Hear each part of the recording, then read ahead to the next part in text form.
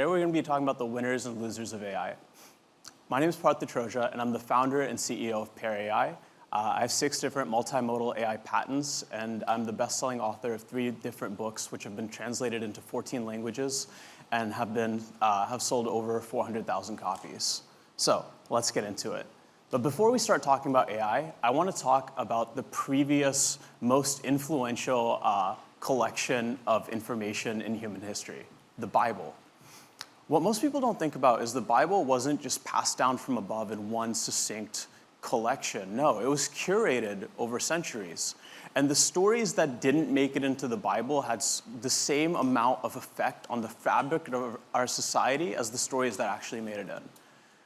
By a show of hands, how many of you have heard about someone named Saint Thecla?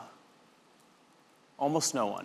So Saint Thecla was a female saint who performed all sorts of miracles. She cured people who were blind, she cured deadly diseases, and she represented an early version of Christianity in which women could preach, they could baptize, they could lead.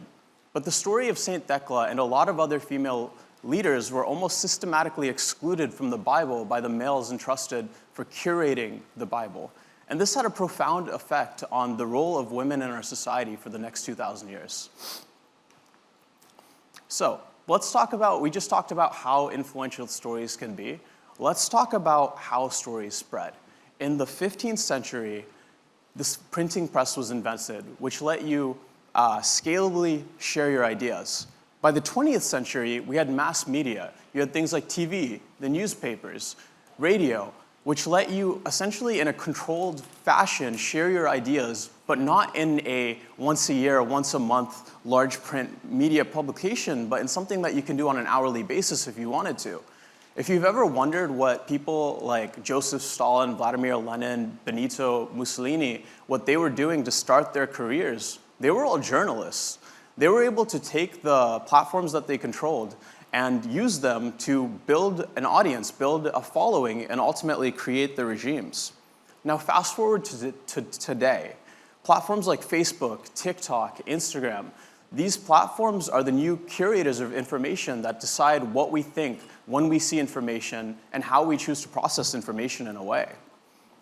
In 2016, the world was shocked when the host of popular TV show The Apprentice, Donald Trump, was elected president of the United States.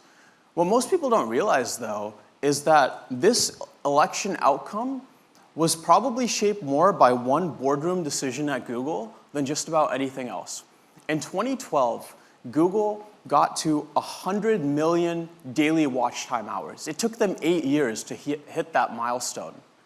But Google's board was like, hey, we want to achieve something even greater. In the next 4 years, we want to 10x the amount of time spent on our platform. So Google's engineers got to work. They started using the latest and greatest machine learning algorithms to optimize for one metric, watch time on YouTube. And the thing about algorithms is that algorithms, when you point them in a direction, they're not thinking through, okay, what are all of the externalities and implications? They're just optimizing for that single goal. And so what the algorithm found is that the content that got the most watch time was often the most polarizing. It was content that was controversial. It may or may not be true, but it got watch time. And so what YouTubers started to realize is if they didn't go extreme, if they didn't embrace clickbait sort of titles and like thumbnails, they wouldn't get reach. And so even creators who didn't want to lean into that were sort of forced to. And then you started seeing these echo chambers. And that definitely played a role in the 2016 election. Now, fast forward to last year.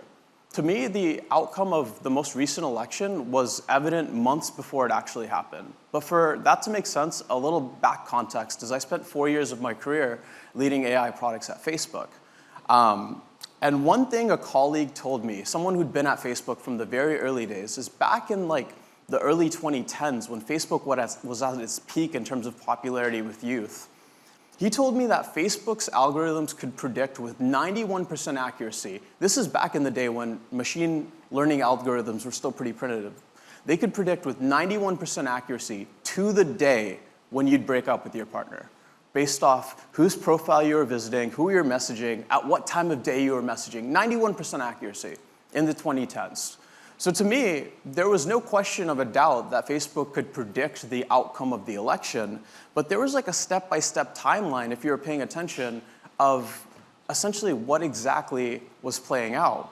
So on July 12th, previously back after the storming of the Capitol, Meta banned Trump on all of its platforms, but he was allowed back in after the 3-year ban expired.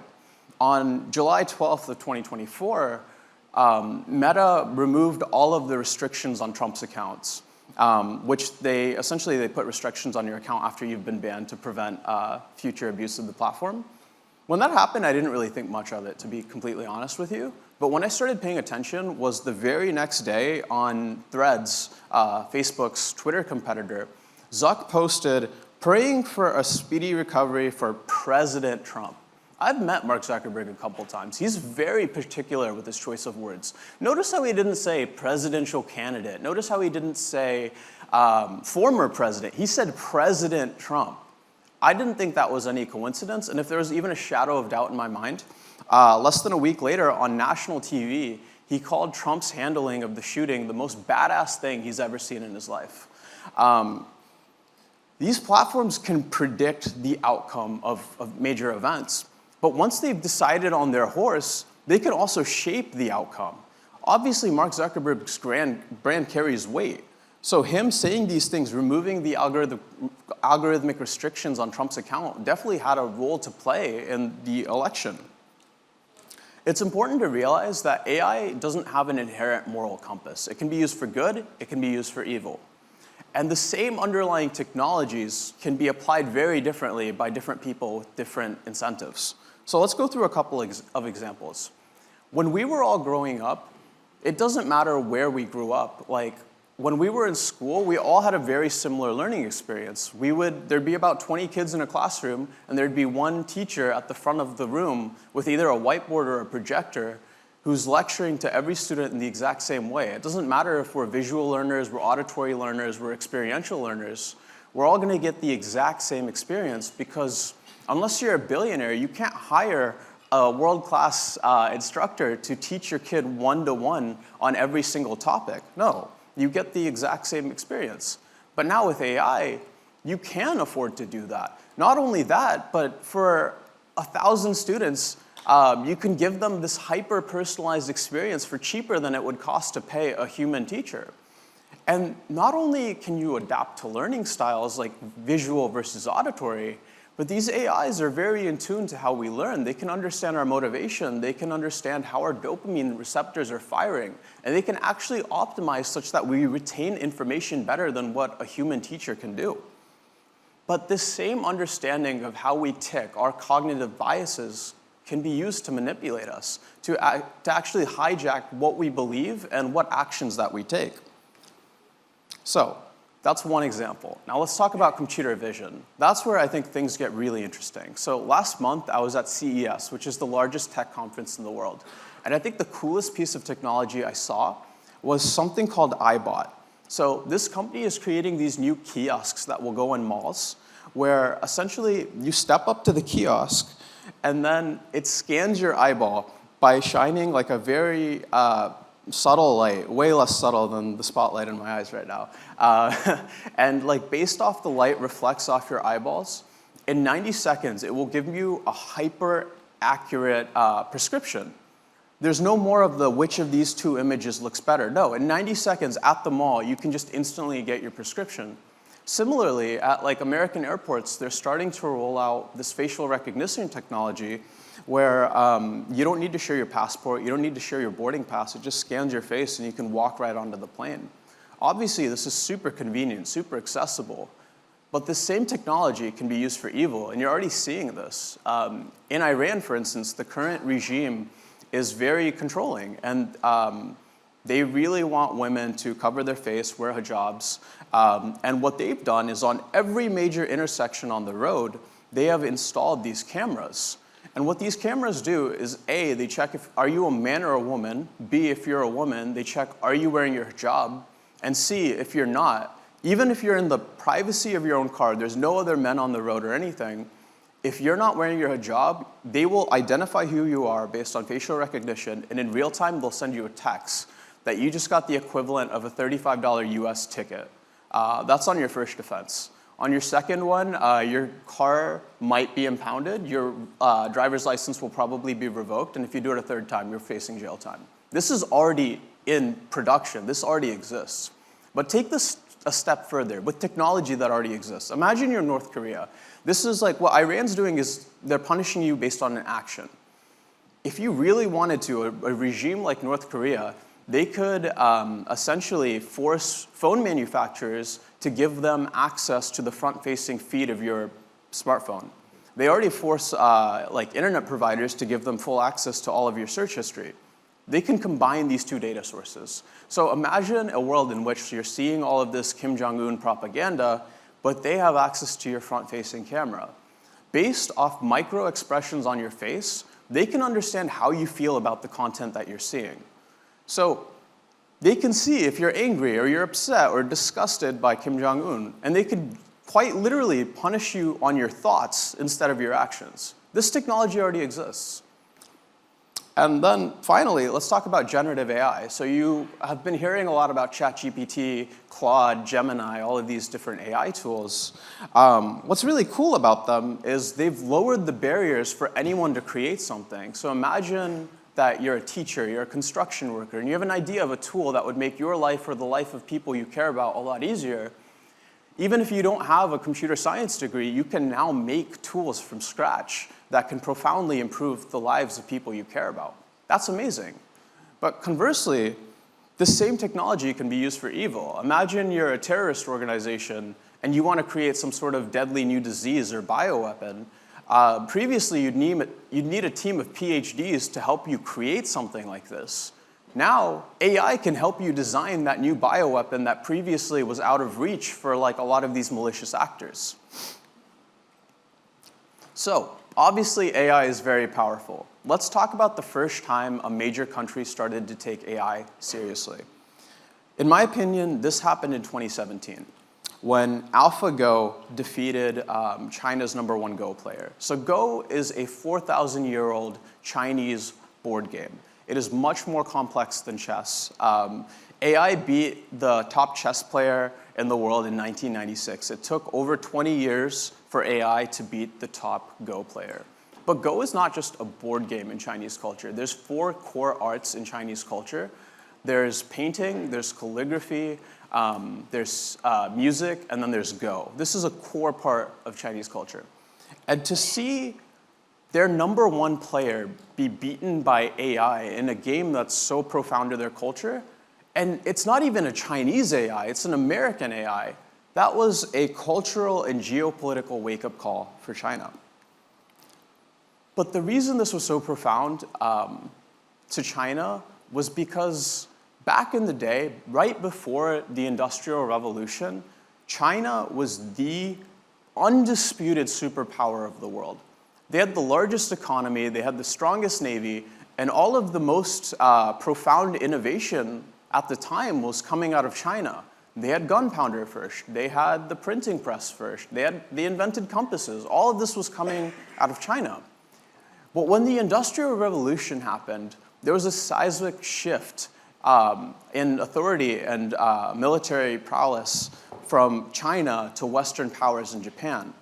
And China suffered a series of defeats to Western countries in Japan that forced all sorts of economic malpractices on China, which stifled their economy for 110 years. In China, this was called the Century of Humiliation. And so when the top Chinese Go player was defeated by AI, to China, this was on the scale of the Industrial Revolution. This was the thing that they saw as like, hey, this is going to be the thing where the next superpower, whoever controls AI, is going to control the world. And so in 2 months from this board game, China had ideated, drafted, passed, and announced an act called the Next Generation AI Development Plan, where they were like, hey, we are going to be the AI superpower by 2030. This is our new #1 national priority. So, what does it take to be an AI superpower? There's 4 things that matter. first you need talent. You need really good computer scientists and researchers to create these models. And there's about a dozen countries that has really good tech talent. The US, India, China, UK, France. There's a decent number of countries that have really good engineers. Then you need a really good tech ecosystem.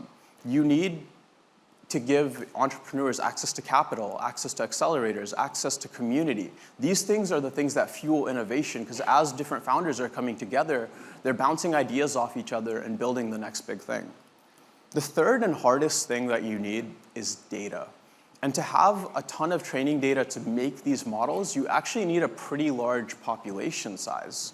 And there's about 6 or 7 countries with massive populations. There's the US, there's China, there's India, there's Nigeria, there's Brazil. All of these countries have a huge population, but only the US and China for about a decade now have been creating structured data sets that you can actually feed into these machine learning models. And if you think about countries that have platforms with over 1 billion users, you think about the US with YouTube and Facebook and Google, and then you think of China with WeChat and TikTok, and Alipay and these platforms. Like, there's not that many major platforms outside of the US and China that have billions of users that are creating these treasure troves of data. The fourth and final thing that you need is government support. That is actually the secret factor that can really fuel you becoming an AI superpower. So one example of this in China, beyond just putting money towards this, is before the act I previously just told you about was passed in China, if you were like a bright new grad, like the traditional path, like how in America, like you become like a doctor or an engineer, the Chinese equivalent of that was you get a safe government job where you have job security, you work through the ranks. China actually made a very conscious effort to essentially make their own version of Silicon Valley in Shenzhen to aspire this new generation of entrepreneurs, because previously there was like a cultural stigma to taking a risk and trying to create something. And the Chinese government worked really hard and quite successfully to shed that and get some of their best and brightest to want to go into tech, to build some of these companies. And you're starting to see that with companies like TikTok, with DeepSeek coming out. And so how does this play out? Obviously, countries with these massive data sets that are making these government initiatives like the US and China are going to be winners in the AI revolution. But who are the losers? Because whenever there's winners, there tends to be losers. In my opinion, the biggest losers are going to be emerging market countries. If you look at historically, the gap between developed and developing nations is the most narrow it's ever been. You look at a country like the US and you look at nations in sub-Saharan Africa, sure, I might have an iPhone in my pocket and they might have cheaper Android devices in their pocket, but we still have access to the same apps. We're still on YouTube, we're still on TikTok. It's still the underlying product is the same. It's just the number of megapixels in your camera that's changing. Look back just 200 years, this isn't the case. If you look at, say, Western Europe versus sub-Saharan Africa 200 years ago, everyone in Europe had print media access. In most of sub-Saharan Africa, people didn't even know how to read or write, much less know that the printing press was invented. This is the least gap we've had between developed and developing countries ever. And with that, you're seeing more and more automation of these jobs that we used to send to emerging markets. The reason this gap is more narrow is because countries have taken advantage of globalization and moved a lot of jobs overseas where they can get production and these like low to medium skill, even white collar jobs done through cheaper talent. But AI is taking those jobs. So how does this play out? Before I answer that, have you guys ever thought about, before there was an alarm clock, how you'd wake up for work and get to work on time? There used to be a job called a knocker-upper where you'd essentially pay someone to wake you up at 7 a.m. That was a role. Before there was traffic lights, there would be people called red flaggers who would literally hold a red flag and be human traffic lights. I think we could all agree that automating these jobs, probably for the best. But now we're starting to automate jobs that people have a sense of identity in. And that's concerning to an extent. Like if you look over the next 5 years, like 55% of jobs in developing economies are at risk of automation. In developed nations, 40% of jobs are at risk of automation. This is in like a 5-year time horizon. If you look around on my way here, when I was flying to Greece, like I was waiting for my bag to come through security, and like the person analyzing what's in each suitcase was kind of slow with it. AI could do a more efficient job faster and be more accurate. There's so many things you're seeing where it's like, this is like a 12-month thing that's going to get automated. And so how does that play out when 63% of the world, not just developing countries, but countries like the US, Greece, et cetera, 63% of people are living paycheck to paycheck? What happens when we start automating about half of all jobs? 1% of the global population already controls 50% of wealth, and AI is only going to exacerbate that. I think the most concerning thing, though, isn't just the economics of this, but the social dynamics that are changing. Look back about 100 years ago, and whether you were in the United States or the USSR, the social narrative was that the working class is the most important thing. In America, we had Rosie the Riveter rallying people, saying like, hey, you are important. You are what's holding this country up. Same with the USSR. The hammer and sickle represents the working class. But now we're moving towards a world where the working class is told increasingly that they don't matter, that they're losers because they can't afford to buy a house. It's 7 times more expensive to buy a house adjusted for inflation if you're making minimum wage than it was 50 years ago. It's out of reach for most people. Higher education has gone up 360 times in price in the last 50 years. It's harder than ever to get an education and own a house. These things used to be something anyone could do. And so how does this play out? I think that the only way this really plays out is I think we're going to have social safety nets. I think we're going to have universal basic income. I think we're going to have higher taxes than we do now, because that's the only way to subside this like increasing automation of jobs. But this isn't just an economic question. I think the scarier thing is in a world where you have your very basic needs met, you have a roof over your head, you have enough food to get by, but you don't have enough money to go to Greece, you don't have money to travel, you don't have money to really explore your passions. How does this play out? Imagine a world where you don't have to work, so you have infinite time on your hands, but you don't have the resources to do what you actually want to do. That's a scary proposition. What do you do with that time? Here's probably the most controversial thing I'll say this whole talk. I think Meta investing $100 billion into the metaverse was actually a really smart investment. And I know what most of you are thinking. Parth, I will never hang out with my friends in the metaverse. And to you, I say you are 100% correct. You're not going to hang out with your friends in the metaverse. That's not what it's for. I think how the metaverse will actually play out is that, let's take a step back. If you're an analyst, whenever I hear analysts on the earnings calls for Meta, they're like, Meta has 2 big bets. They have AI and they have the metaverse/AR, VR. I don't think these are separate bets at all. I think Zuck hasn't announced it yet, but the way I think he's thinking about this is these are the same bet. I don't think we're going to hang out with each other in the metaverse. I think we're going to be engaging with AI characters in the metaverse that have memory, that seem really human. And for the bottom 20%, where they're getting by on universal basic income, they don't have the resources to feel like they're the protagonist of their own life. They're going to turn to the metaverse to feel like they're the protagonist. That's where they're going to get to wear the nice clothes and drive the fancy cars and feel like a winner. I think that a lot of you guys are probably thinking this either isn't going to happen or this is like 20 years out. But let me give you a couple of data points to challenge that a little bit.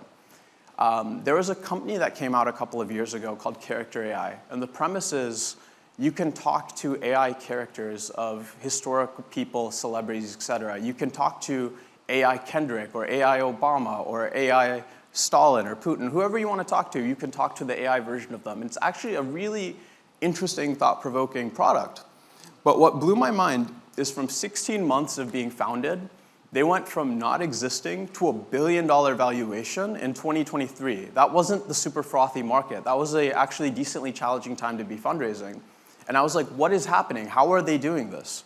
So I pinged every single person I could find on LinkedIn who worked at Character AI, and I offered them to take them to a fancy restaurant for dinner to just network, essentially, until one person finally said yes, and I took that person to lunch.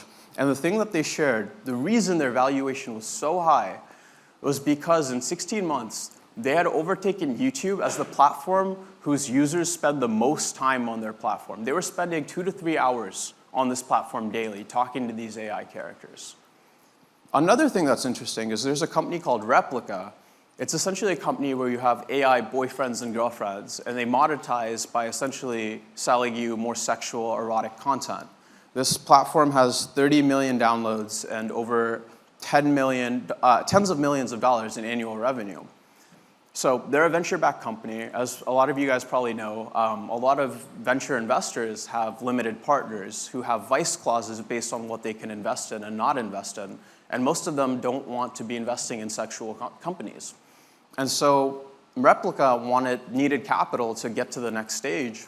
And so they changed up their product on a fundamental level. They made it less sexual. They made it less flirty so they could raise venture. And so obviously users were upset, but that doesn't even begin to really describe it. They were devastated. Imagine this being the person you spend the most time with, and overnight they go from being super flirty and warm and caring to treating you like a business colleague. People committed suicide over this. This isn't like oh my God, this sucks. No, this is the person they were closest to in real life. So when you think about AI characters and the relationships people have with these characters, this isn't something that's going to happen in 20 years. We're already here. So how do you become a winner in the AI revolution? How do you avoid becoming part of that bottom 20%? The biggest thing to realize is knowledge is now a commodity. You don't get paid for knowledge. You don't even get paid for work. You get paid for judgment. AI does the work. I want to hire you to know what work needs to be done. In a world where AI can generate 1,000 different options, I need to hire the person who knows which is the right one to do. The other thing that matters more now than ever before is your personal brand. With AI, there's infinite content. AI can create emails, they can create blog posts, they can create YouTube videos, they can even call you. I'm starting to get AI phone calls from companies that are trying to sell me shit. And so in a world where AI can do all of these things, people are increasingly turning to a small handful of creators, influencers, journalists, whatever you want to call them, that they trust to help them narrow down what actually matters. Whether you love him or hate him, Elon Musk is a really interesting case study to analyze. He's a multi-billion-dollar brand with zero ads. Take Dogecoin, for instance, a meme coin that he'll just pump for shits and giggles. I bought a little bit of Dogecoin back in 2017. It's grown 200x, almost exclusively because of Elon Musk. The creator and founder of Dogecoin has repeatedly said, this is a joke, do not buy this. But Elon will pump it. And it continues to grow. Take Tesla, the company that Elon's probably most well known for. Tesla spends $0 on paid ads. It's driven almost exclusively by Elon's personal brand and then word of mouth marketing. Attention and authenticity are the new currencies. Even people who are already household names like Mark Zuckerberg are spending tens of millions of dollars on PR teams and even just changing their hobbies to come off as more relatable and likable. That used to be what Mark Zuckerberg looks like. This is what he looks like now. He's entering and winning MMA tournaments. He's taking up windsurfing. He makes statues of his wife in his backyard. He's doing all of these things to seem cool. And it's actually kind of working. Like 4 or 5 years ago, people used to associate Facebook, when they thought Facebook, they thought Cambridge Analytica. When I say Facebook or Meta now, I bet none of you thought of Cambridge Analytica. A lot of this is because of how Mark is reshaping his personal brand. So, tangibly, what can you do to win in the AI revolution? I think the biggest thing to keep in mind is that you essentially need to embrace what AI enables you to do instead of trying to compete against it. A lot of people realize that what they do will probably or be capable of being automated in 3 to 5 years by a general model like ChatGPT. And a lot of people are just sitting on their hands and knees waiting for that to happen. But the thing is, if you've been doing this job for a while, you have unique insights. You can be the one who creates that AI agent, and you can monetize that opportunity before someone else does if you know a space well. Now, some people here might be new grads. They might feel like they don't know a unique space very well. How do they take advantage of the AI revolution? For you, I would challenge you to think about what were going to be the second order effects of AI. For instance, let's talk about AI music. Anyone can create music now with AI. And a lot of people are going to want to use a particular artist's voice or beats or lyrics in their AI creations.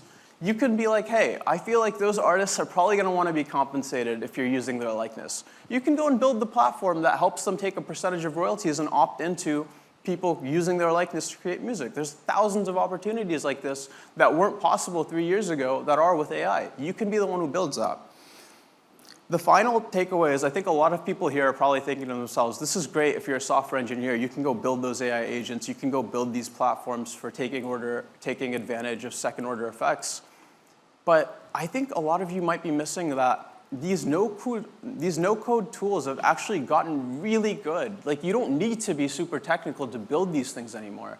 I think the thing that's going to be so different about fundraising and building a startup in the next 5 to 10 years is I don't think you're going to need a technical co-founder. I don't think that's a core part of the equation anymore.